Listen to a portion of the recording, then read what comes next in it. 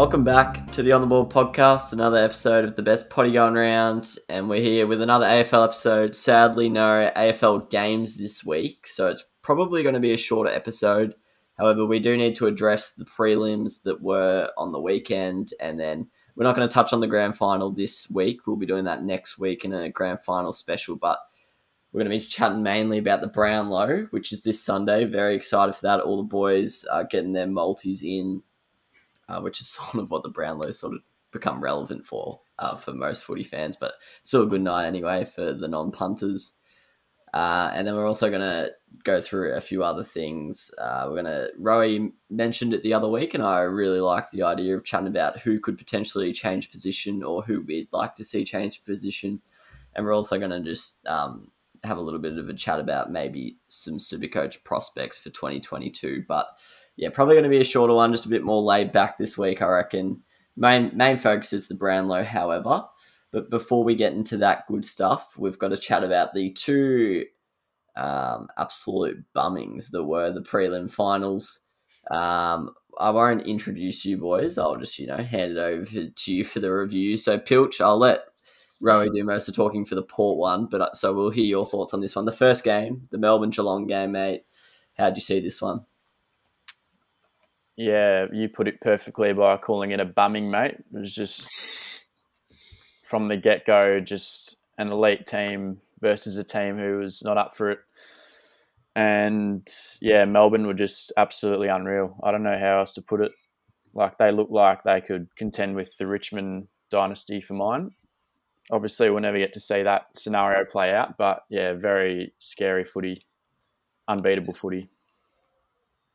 Yeah, like that. Their finals campaign paired with their performances over the top 8 teams throughout the regular season. Like, if you just look at those things in isolation, it's been one of the more dominant seasons. But like, obviously, they had a few average results against some of the lower sides, which sort of made us maybe overlook them a little bit or underestimate how good they are. But yeah, if you just look at those performances against the big teams, they've been incredible this year. Do you think, well, I don't want to get too much into the grand final preview, Rowie, but do you think anyone can beat them in the grand final? Obviously, we know who's playing them, but do you think they're beatable or not really? Yeah, I think on any given day, any team can beat anyone. We've seen that this year and previous years. So they're priming at the right time, the Ds. They've played probably their best 2 games of footy the last 2 weeks, or last 3 weeks. So yeah, I mean, it's been an absolute clinic from their big guns. Gorney probably had the best quarter that the AFL's seen this year, and probably the best performance by a ruckman that the AFL's probably ever seen ever.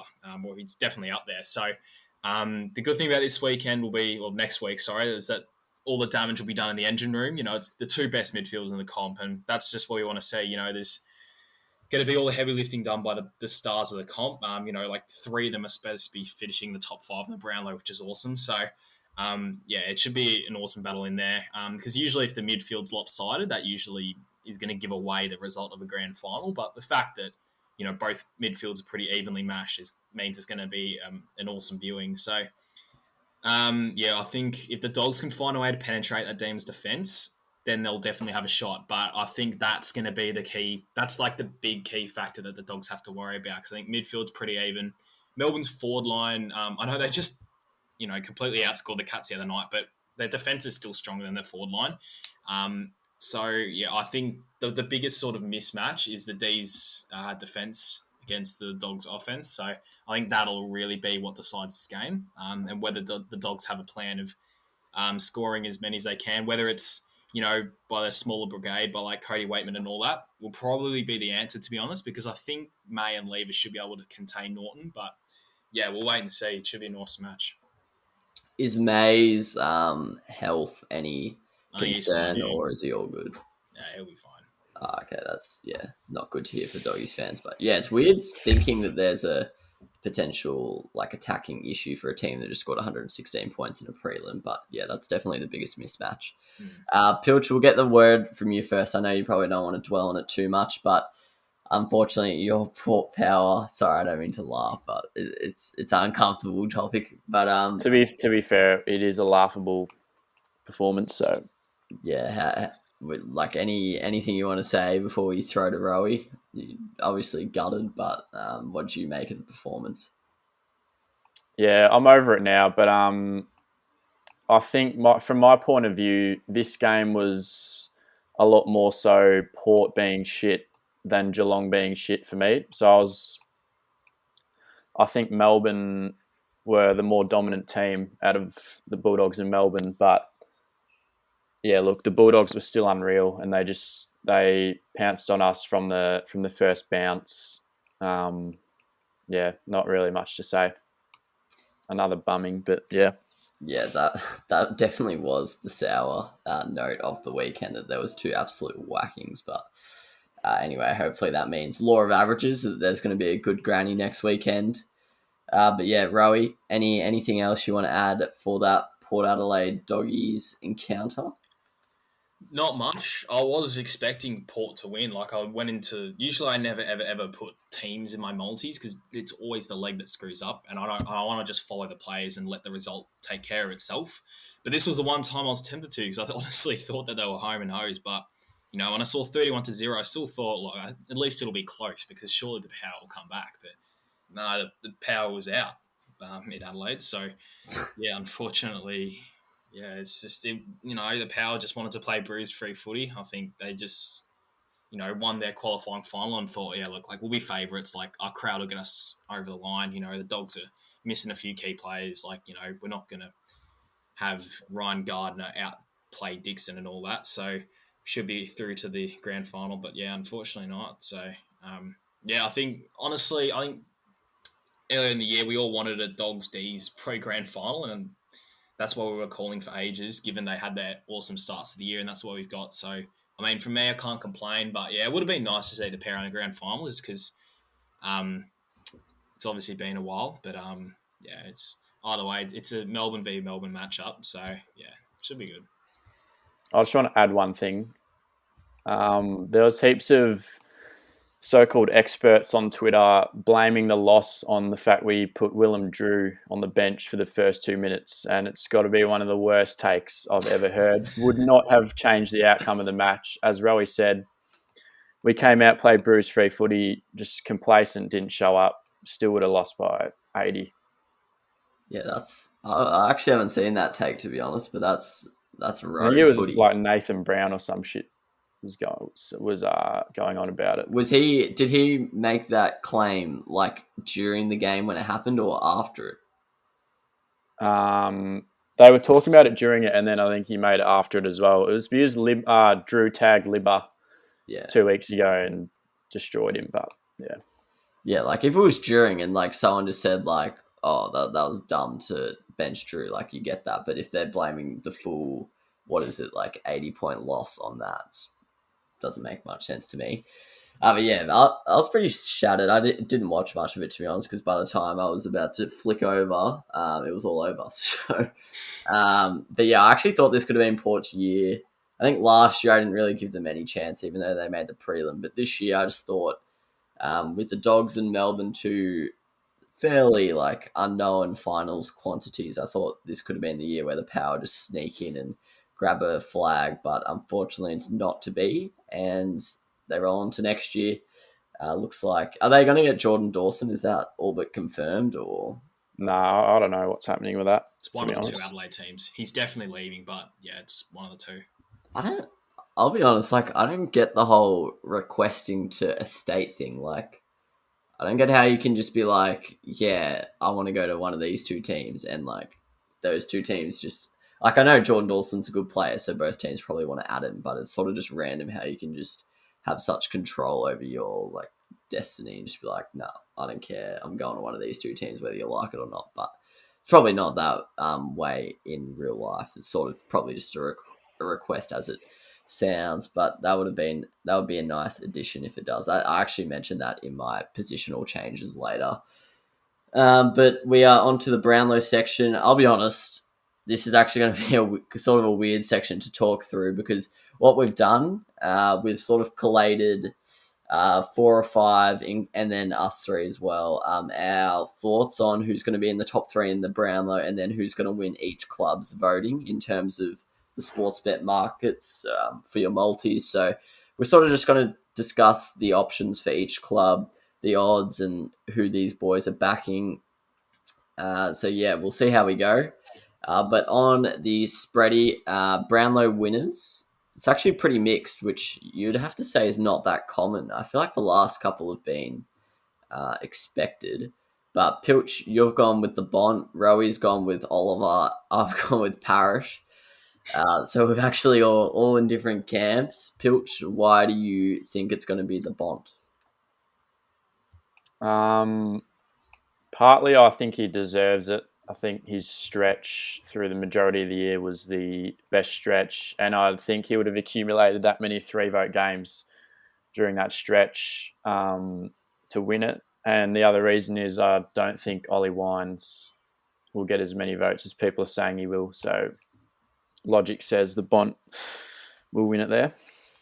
Yeah, I'm like a little bit confused about this whole Wines thing. Like, I know people can make up their own minds, but I would have expected the sports bets markets to basically just mirror the Brownlow predictor on the AFL website, because I would have thought that's where people would have got most of their opinions from. So to see that Wines is like so low on there, like I don't even think he's winning the Port votes.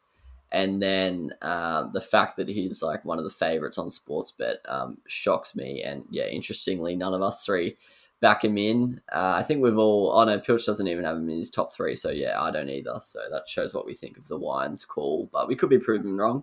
Rowie, you've gone with Clover over the rest. Why do you think Clara is going to get up? To be honest, I hadn't put too much thought into it. I was planning on doing my whole Brownlow spreadsheet thing tomorrow for Sportsbet, but I've been a bit tied up with uni, so haven't done it yet. So I was going to do it tomorrow, but no, I don't know. I think it was going to be Bont, but I think his end of the season sort of died off a little bit, and he might get chased down. I expect him to be leading going into about sort of around 17, 18, but then I think he dies off a bit. So I reckon Oliver, maybe just a bit more consistent. He doesn't have as many blokes taking votes off him. That's probably a bit controversial, but you know, he's really only got Petrarca, maybe Gawn, but you know, the Bond's got, you know, McRae, he's got Libba, Baz. So yeah, I don't know. I think it's gonna be really close. I reckon it could be a tie, but yeah, I don't know. We'll wait and see. But yeah, it wasn't. I didn't put too much thought into it. Maybe Oliver just a bit more consistent. Yeah, Oliver probably the most consistent of the bunch, you'd have to say. Wines pretty consistent, but not as consistent at that level. The reason I went with Parrish, obviously, those who've watched the show know that I have a little voting algorithm thing, and I've done it for the Brownlow. So I've changed it from 5 votes to 3 and all that stuff. And yeah, I just had Parrish on top. He interestingly wasn't on top in 5 votes, but he polled in 11 matches for me, and Essendon only won 11 times. So I don't know if that matched up exactly, but pretty close. And he actually had 9 3-vote performances. So he probably won't get 9 3-voters on the night, because that's pretty hectic. But yeah, that's why I had him above the Bond and others. Is just I had him getting a lot more best ons. He obviously won a lot of those man of the match medals and stuff in some of the big games, but maybe 9's a bit of a stretch. But yeah, I've got him doing that, so that's why I've got him. And then yeah, we don't really need to chat about second and third. I feel like it's just the other contenders. So looking at Adelaide then in the multis, obviously this market is without Rory Laird. Rowie has gone with Ben Keys. I've also gone with Ben Keys. So Rowie, why are you backing in Ben Keys? I think he's $1.95 at the moment. I just love Ben Keys. I don't know. He's like one of those blokes, you know, I don't know. He's one of those blokes I just froth. So I don't know. I just like him, and obviously hate Tex. So huge reason to go Keys over him. But yeah, Tex will probably only poll, you know, 3 in the first 3 and then not anymore. So, you know, Keys has got, you know, probably about 20, 23 games to work with. So yeah, I just think he's projected to have a few good ones. He had a few outstanding games. So he got like 150, 60 Supercoach points. So you expect him to get someone there and just, you know, throw in hopefully some 1 or 2 voters. But yeah, I just expect him to outscore Tex. Yeah, I had Keys as well. Obviously, statistically prefer inside midfielders, but the only worry for Keys is that he's not necessarily the biggest name. Because who does the votes? Is it the umpires? Yeah. Yeah, I always get confused because different sports, it's different people. But yeah, he's probably like a less of a big name than some of the other guys who, if there's a game where no one really stood out, they might just go, oh, we'll give it to Dusty, or oh, we'll give it to Bont, where Keys is probably not benefiting from stuff like that, where those votes would probably go to Laird or even like Sloan when he plays well. So that is my only issue. But yeah, I'm with you there, Rowie. I think he'll just pick up enough 1 and 2 voters. Pilch, you've gone with the big techs. I assume you're from the standpoint that like his early lead will just be too big to chase down. Yeah, I just don't think Keys will get enough votes. It'll be close, but just the fact Adelaide didn't win many games, Laird will take most of the threes when they do get up. So just don't think Keys will quite make the double-digit figure. Yeah, fair enough. All right, on to Brisbane. Pilch, and you both had Lions, not the Brisbane Lions, Jared Lyons. He's the favourite pretty clearly. Pilch, do you reckon this one's a given, or do you reckon it's actually closer than people think? I think it'll be close with Zorko, but I think Lions deserves it. But he is underrated, less of a big name, so I'm not convinced he'll actually win it. But if I was given even odds, I would take him. Yeah, that's fair. I think he's paying $1.40, so he's pretty short. But yeah, Zorko's $8.50. He's my pick. I do think what I sort of said. How many games did he miss? I think he only missed. Only missed one. I think. One, I think, around the bye area. Yeah, because I think he missed the suspension backing onto the bye or something like that. And it's insane value. But yeah, I reckon $8.50 is legit good because when Neil went down, him and McCluggage sort of just stepped up, and then for the rest of the season, Zorko was really, really good. So yeah, I'm very shocked at the $8.50 value, especially because I feel like he's sort of a more well-known player and maybe more impactful than Jared Lyons. But yeah, I don't know what the umpires use, like if they look at disposals and goals or something, because yeah, if they look at disposals, Jared Lyons will probably just pocket 1 or 2 every single week and it will get him the job done. McCluggage also mentioned by someone, I think maybe Hoodie. I think McCluggage will start well, and then I think he might fall away. I don't think he had the greatest end to the season, where I think Lyons and Zorko will be able to pick up votes throughout the whole thing. Then Collingwood, one of the more interesting ones, I reckon. Pilch has gone with Chris, but the Brownlow predictor has Adams. Skip the Blues. Oh yeah, we'll come back to the Blues, but the Brownlow predictor has Adams, as do I, and then the rest of the boys that we have their results have gone to Goey. So Rowie, why do you think De Goey will be getting this one?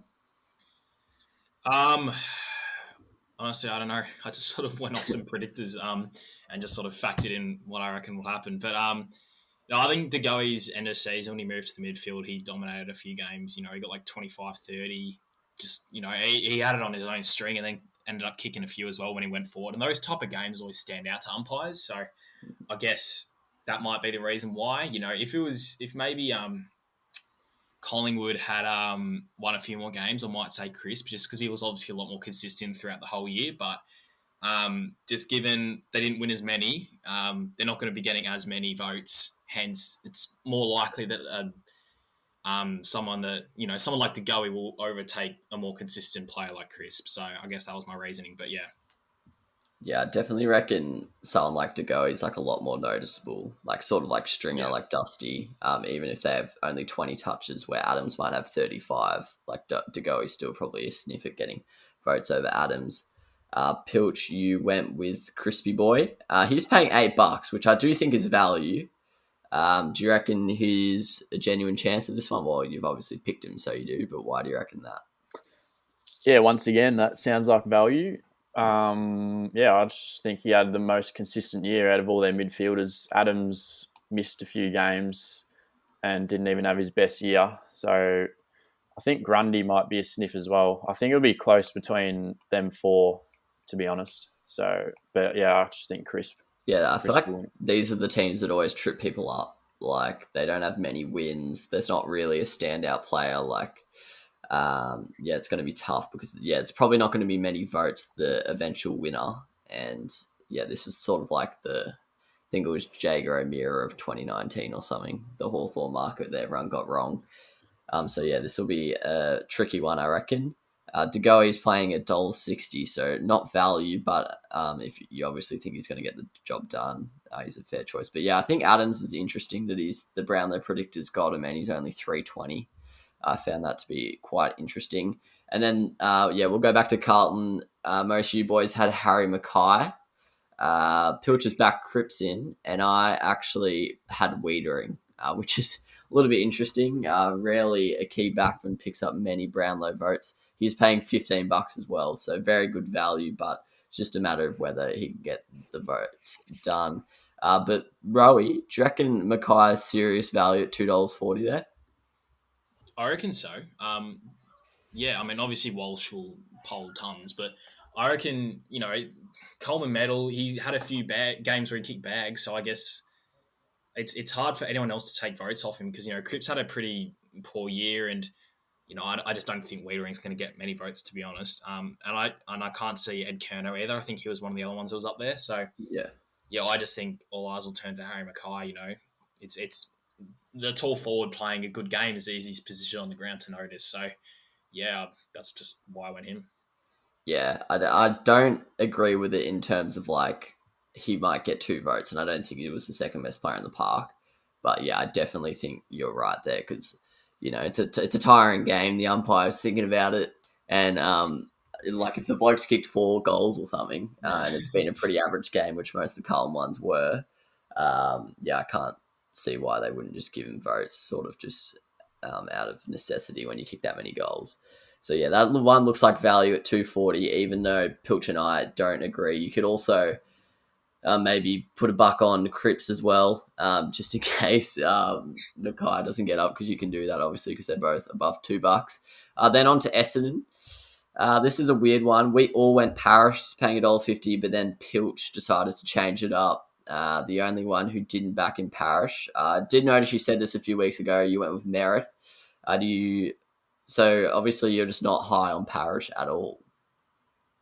Not really. Although I kind of wanted to be a bit, not just follow the pack with these picks, but Merritt did have a more consistent season. So I don't know. Parish will definitely have a few 3 voters, but I can see it being pretty close.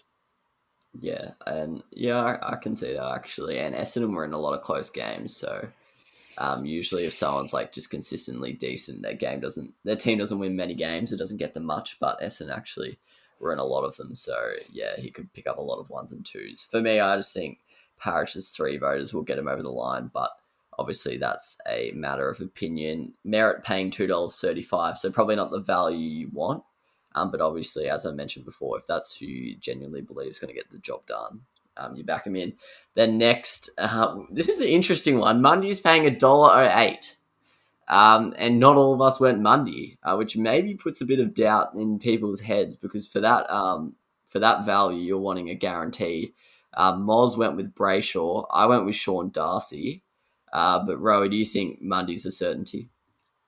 Oh, I don't think he's certainty, but I still reckon he's a very good chance. I mean, I think, we talked about, I don't know how long ago, but he just had a really good stretch of games. I think more so to the start of the year where he just was unstoppable. So, yeah, it is a midfielder's award, as we all say. I know I just contradict what I just said about Harry Mackay, but, it is a midfielder's award at the end of the day. And in those Freo games, that was like before the Sean Darcy surge, so I can't see many people taking votes off him. So, yeah, I'll be back in Monday, but probably won't put him into multis given I don't want to put in given he's no certainty, given he's short of $1.10. So, yeah.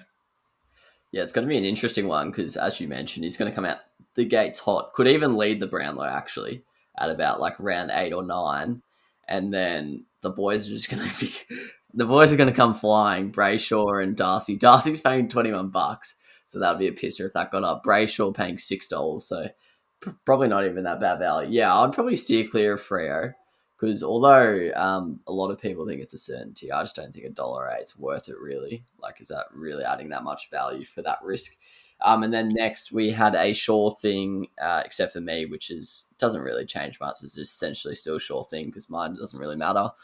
Guthrie paying $1.08. I had Stewart paying about $26, but I don't think we need to talk about that one really. You boys all backing Guthrie, consistent player.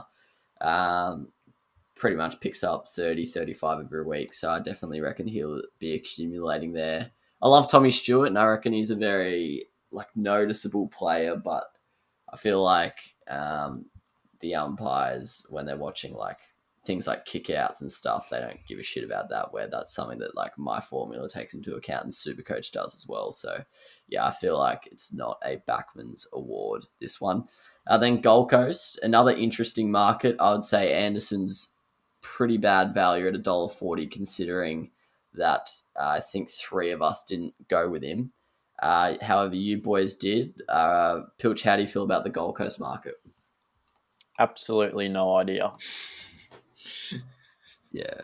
I was trying to think outside the box and just no one sprung to mind. So I just went Anderson just because the other options were just even worse than Anderson is, who's pretty bad.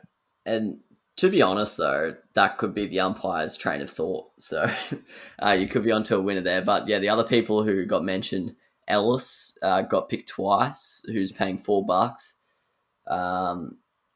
I'll be honest, I haven't watched much of the Gold Coast, so I didn't know. I was a bit surprised to see that, but if he's $4, people must be liking it. I actually had Lukosius, who's at about $16. I don't even think that one's outrageous. I think it's value. I don't know if it will happen. Once again, this is probably a pretty low-scoring market. So yeah, this is another tough one. Probably one to steer clear of in the multis. However, next we've got the first sure thing. Josh Kelly paying $1.25. Everyone, there was about 6 or 7 of us put it in. All of us backed him in, as well as the Brownlow predictor. I'll probably look at this on Sunday night and be thinking, why did I say this? But I think we can take this one to the bank. I think if 7 of us agree, I'm willing to say it's going to happen. $1.25 is it's not value, but for certainty, you're making money. So yeah, it's an interesting one that we all agreed on that one because, Jacob Hopper made the All-Australian team and stuff like that. So maybe it's actually more competitive than we're thinking. Rowie, do you reckon that's true or not? Do you reckon this is a given? Oh, probably given, yeah. I don't really see anyone else taking him off him. I think Taranto will poll. I think Taranto was second in line, but I can't see him catching Kelly.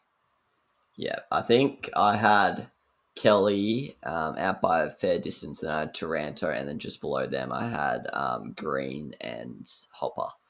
But yeah, for me it's Kelly, and obviously the umpires will include the fact that he's a sexy motherfucker in their voting. Onto Hawthorne. As I mentioned before, this is always one of the toughest.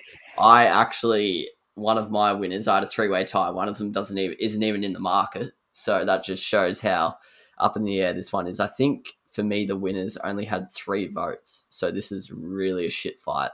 And one of them was Johnny Segler because I had him getting a 3-vote performance in round 18 or something. The favourite is Jager O'Meara. Pilch has gone O'Meara. Rowie, you've actually gone Wingard at $2.25. What was your thinking behind that one? I think he just came home really strong at the end of the year. He got put into the midfield a bit more. He's one of those flashy players that the umps notice. And Hawks won a few games at the end of the year. So I think he was one of the strong performers in those games. So I think O'Meara performs well in a lot of games when Hawks didn't. So yeah, so I've gone Wingard. Yeah, apologies. I just realised I've not been mentioning who the markets don't include, but yeah, if you're interested in this, you probably know who it doesn't include anyway. Yeah, I also had Blake Hardwick tied for mine, but he's $101, so you'd argue value, but he's a backman who's pretty mythical. I don't think an umpire would name him if they had the opportunity. So yeah, but there were quite a few Wingards in there, and interestingly, the Brownlow predictor has O'Meara and Wingard tied. So yes, and then moving on to Melbourne, another one that we think is a sure thing, and it's actually better value than Kelly. We all have Oliver. He's paying $1.30, which I'm actually surprised at considering he's in the Brownlow conversation. I don't think I've really heard Petrarca mentioned, apart from maybe a top 5 chance. So I'm a bit surprised he's $1.30. Pilch, are we taking that one to the bank? No. You can't be putting down our minds, mate. No, I said Oliver, but if you look at my top three, I'm pretty sure I put Oliver second, Petrarca third. Yeah, you did. So I'm predicting a tight one between them two. I will say, though, however, every other person and the predictor had Oliver in their top three, and Petrarca made no one else's.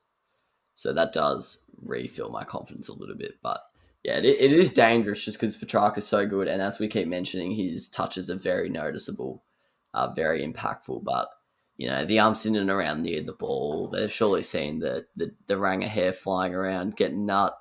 And surely he gets like 10 votes for his game against Adelaide. So, yes, but fair play to qualify. On to North. Another interesting one, I'd have to say. You boys have both backed in Cunners, so I was the predictor, and he's $1.50. I've got a tie between Cunners and Zeeble. Zeeble being a backman, pretty relevant. He's paying $51. Jai Simpkin, however, $2.40, which is an interesting one. I'm backing in Cunners here because why not? He's a hard nut. But yeah, at the end of the day, this is probably going to be another low voter because it is North Melbourne. Then we've got Port Adelaide without Wines or Boak, which I think is a bit of a dog act. Just like, I don't like taking out two blokes, come on. But anyway, now this one was an interesting one. Amon's paying $1.18. The people who didn't back that in was Moz and me, which seems to be a bit of a trend. So maybe just take the others' opinions. I had Alir tying with Amon. Alir is paying $5. I think that's not bad value, to be honest. I think he had a lot of good games, and he's noticeable. So yeah, Pilch, do you think? Actually, no. I want to ask. I'll ask you because you are a Port Adelaide fan. Do you think Carl Amon was the clear winner here? Yeah, I don't really think he'll poll that well, but I think behind Boak and Wines, it's always a different bloke who steps up for us. Like, we got quite an even spread, so I think we'll have heaps of blokes who just pick up 1, 2 or 3 votes for the season. So I can't see anyone contending with Amon. Yeah, mine was very close. I think I had like 6 or 7 blokes within a couple of votes of each other. I do think Alir's value at $5. I think he had a really, well, everyone thinks he had a really good season. Moz has gone Dixon. His big value at $21, but yeah, I don't think Dixon kicked enough goals to, you know, get those votes that like a Harry Mackay will get when they don't know who to give votes to. 5 to go. We're up to Richmond. Everyone's backed in Dusty Martin here, which is pretty incredible considering he missed like the last 6 or 7 games. He's paying $1.10. I've gone Jack Graham, obviously, because I'm a cooker. He's paying about $15. Rowie, are you pretty confident on the Dusty? Yeah, I don't think anyone will overtake Dusty. I don't think he had too many standouts this year, Richmond. So, yeah, I think it's a pretty sure thing, that one. Yeah, and like, as we keep mentioning, impactful player, one of the most noticeable players in the competition. And sometimes reputation precedes people, especially in voting. So, yeah, if it's sort of like a tie between 3 people, Shai Bolton, Liam Baker, and Dusty, you know, they're giving Dusty the 3. So, yeah, I reckon that one will be a pretty low voter, but yeah, I can see why everyone's backing in Dusty. St Kilda, without Steele, obviously. This one's like a dead tie between the boys. Rowie and I went with Dunstan. Pilcher's gone with Crouch, and the Brownlow predictors got Dunstan. Dunstan's the favourite at $1.80. Crouch is the runner-up at $2.80. Rowie is the St Kilda fan. What are your thoughts here? I had Dunstan, and then I had Zach Jones, actually. I reckon Zach Jones is maybe a sneaky chance at some value. He had probably 1 or 2 3-game voters, 3-vote gamers, sorry, and maybe a couple where he got a couple. So, yeah, I don't know. I reckon he's a better chance than Crouch to overtake Dunstan, but we'll see. It's funny to think that Dunstan doesn't have a contract now, but yeah, I know. That would be so weird if he actually does win this market, and everyone will be thinking he had a gun season or whatever, and he's a free agent. But surely it would give him a sniff of getting another contract if he does do well on the Brownlow night. But yeah, I think I was actually with you, Rowie. I think I had Zach Jones ahead of Brad Crouch, and I think I might have had Dougal Howard ahead of both of them. But as I keep saying, backmen don't get votes. Three to go. Sydney. This is an interesting. Is it really? I don't know. I think everyone's gone with Parker except for me. So once again, ignore my thing. Parker's about $1.50. I've gone with Millsy. $2.50. I think Mills is a sniff. I feel like there's a lot of games where they both get pretty similar stat lines, and it's sort of just who you like more. But yeah, Pilch, are you backing in Lukey boy? Yeah, I think Mills cost himself this award by missing the last 2 to 3 games, because I actually think he had a better year than Parker. But yeah, also Parker's the bigger name, so when in doubt, go with the bigger name. But wasn't he out because he was at a COVID exposure site? Yeah. Yeah, stiff to be bumming stiff, him there. It wasn't a bumming, mate. Nah, you said you let him. He cost himself the award, but nah, fair enough. Yeah, fair. I didn't actually factor that in, but that could hurt Mills. The Brownlow predictor has it as a tie, actually, which is interesting. So that could be a bit of a squeaky bum time, that one. I don't know how Parker went on the last couple, but yeah, if it comes down to those ones where Mills misses out and he has like a 1 or 2 vote lead, that could be pretty saucy. West Coast, this is a pretty open one. They don't really have a clear standout apart from Nick Nat, but Ruckman don't get votes. So the main contenders are Sheed, Kelly, and Gaff. Sheed's paying $2.30. Kelly's paying $2.85. Gaff's paying $3.75. Gaff is actually the favourite on the AFL.com Brownlow predictor. Rowy's gone with Kelly and Pilch has gone with Sheed. I've obviously gone with my boy Shannon Hearn, but he was not in the market. So not sure how that affects your multis if you could try and stick him in. But Rowy, what did you think when you were making the West Coast call? Well, I visited like about 2 or 3 different sites. They all had different people winning it. So I thought, okay, here's a chance to find a bit of value. But I just reckon, Tim Kelly's dominant games are really noticeable. So that's really the only reason I win it. So, yeah.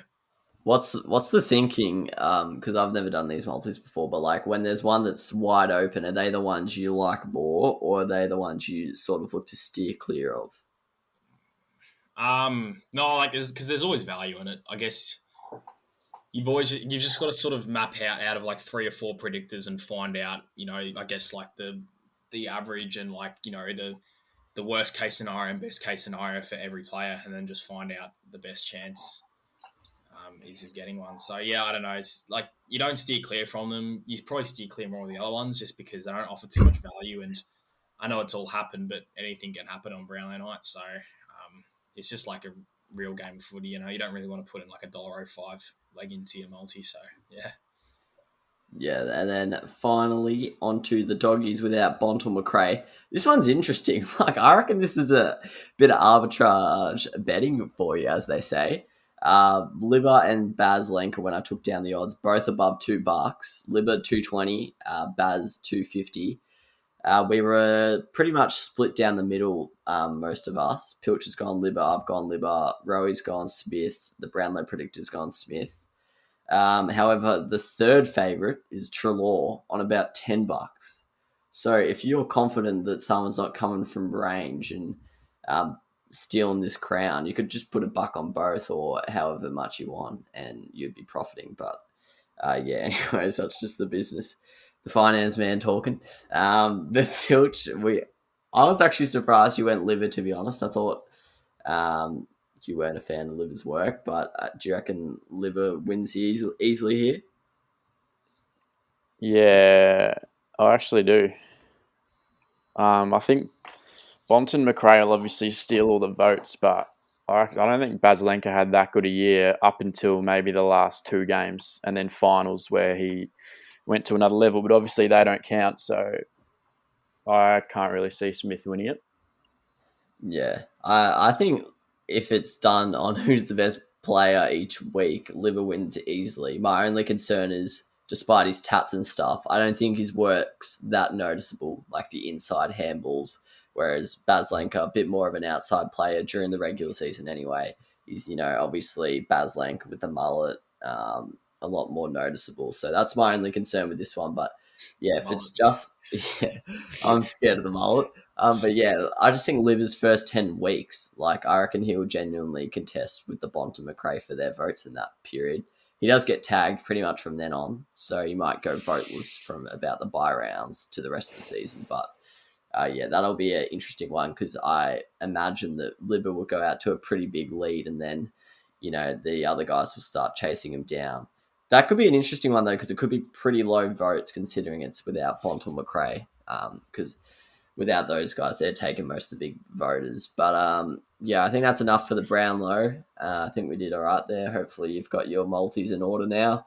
On to some positional changes. This is really just these next two segments are just going to be us just chatting Boris as usual. Rowie, do you want to start us off, mate? Let us know what you're thinking, whether you think these are going to happen, whether you just want to see these happen. Sure. Is it all right if we fly through these boys? Because I've got somewhere to be. Yeah, I've got absolutely. 5 names down here. I've got Gary Rowan to the back line. That he can't get a touch in the forward line or basically anywhere on the ground. So just, if someone's fucked, then put them on the half back line. They can revive their career. Stephen Cornelio to the forward line. Bit of help for Toby Green as a sort of medium-sized forward. Thought that'd be cool because they've got a lot of depth in their midfield. Caleb Marchbank coming back from the grave for the Blues. They've got a backline sort of set now, and they've got no support for Harry Mackay apart from Charlie Curnow. But why have 2 tools when you can have 3? So chuck him up forward. Then your boy Pilch, Martin Frederick. You got a lot of half-back flankers, which is what I noticed, especially with Dawson maybe coming in. So chuck him in the forward line. He's below 180 centimetres, perfect height for a small forward. And when Fantasia does a string every second week, he can fill that void. And he's quick. I saw he has a lot of pressure acts as well in the games he played, so perfect for a small forward. And lastly, big CJ Horsecock Jive can play through the midfield, burst out. He's got those dashing abilities that not many of those Hawthorne mids have. Mitchell and O'Meara are both handballers, so chuck CJ in there, bit of dash. Absolutely no idea how those blokes were doing those positions. I just thought it'd be quite fun to list some things off, but yeah. Yeah, would love to see all those. Pilch, who are you looking at here? Firstly, Impey. I know he used to be a forward, but back to the forward line next year, given Hawthorn's depth in defence. And then similar thing, he's played a bit there, but Hunter Clark, hopefully see him in the guts next year. Please. And then I've just got Port ones. Todd Marshall, either delist or swing him back. He's a smart player. The key forward role clearly isn't working out for him, but he is a smart player with a great kick and a good, decent mark. So I think he could fill as a decent, sort of swingman interceptor down back. And then I've got Dersma / Houston running through the midfield. Houston's done it before, but could see them both playing good roles there. Dersma's one of the toughest players at our club, so I think he'd be a good ball winner. Yeah, absolutely. All right, to round off the pod, I'll give mine 3 ones that have no actual logic that I just want to see. Heaney in the guts, we've obviously all been calling for it. It's never going to happen, but we obviously have all wanted to see it. He's given us a few glimpses, but they are confident that he's just a forward pocket who gets 10 touches a game or whatever. And I know he's good at that, but we want to see him rip and tear, have 30 in the guts. Want to see McGovern go forward. Probably one of the best readers of ball flight in the game. Best hands going around. He's really fit right now, but either is JJK, so he can replace that man's position. And then Took Miller, lockdown defender. Probably the fittest bloke in the comp. He's got pace. Absolute workhorse. Tell me he couldn't shut down a Toby Green type. Put him in the pocket. He's also got the socks pulled up sort of vibe. Gives off defender vibes. Maybe wears black boots. Could be dreaming of that. But yeah, get Took in the back line. Then things that actually make logical sense. Sort of gone similar lines with you boys for the Port thing. There's enough halfback flankers there, so I reckon DBJ had a bit of a down year this year after making All-Australian the year before.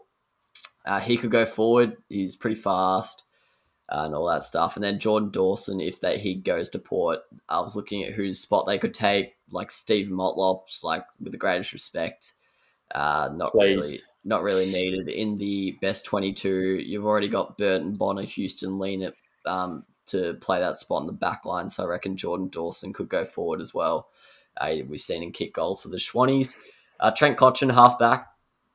He's obviously struggling to string 2 games together, and when he plays, he's pretty decent still. But I reckon let him have a bit of a vacation at the halfback line, just playing distributor, a bit like Dyson Heppel's done for the Bombers. You've got, Shai Bolton, Liam Baker, potentially Adam Chera, who can all go play guts a bit more. Basher Hooley's gone as well, so there's a bit of a vacancy there. So let the Koch go back there and just be a bit of a quarterback. And then finally, Isaac Rankin, getting him rotating through the midfield. He was the pick 3 like 2 or 3 years ago. This season, he averaged 12 touches and 1 goal. So he's obviously like not having any impact on the game. He had sub touches about 7 times, kicked 1 goal in his last 6 games, and then got dropped. He also only averaged 3 tackles. So being a precious small forward who kicks goals, like statistically, he's not really doing it well. So he's obviously got so much skill. So I reckon, along with, your very like their midfield at the moment is all a bit one tempo, I'd say, with the likes of Swallow, Fiorini, Rao. So I reckon a bit of X factor through there could be a bit of a game changer. Get the Rankin going in there. You can charge out of the centre square and, torpedo them through 70 out. But that'll do us, boys. I reckon we maybe save the Supercoach chat for a future episode, because we've got 2 more weeks of dribbling to do about AFL. So I reckon we just push them over. We'll let Ro go do his things. I know we delayed the start a bit, but yeah, enjoy your Friday night, boys, and the rest of your weekend. I certainly will be enjoying mine, and as much as I can anyway. And looking forward to the grand final episode next week. See you, boys. See you, lads.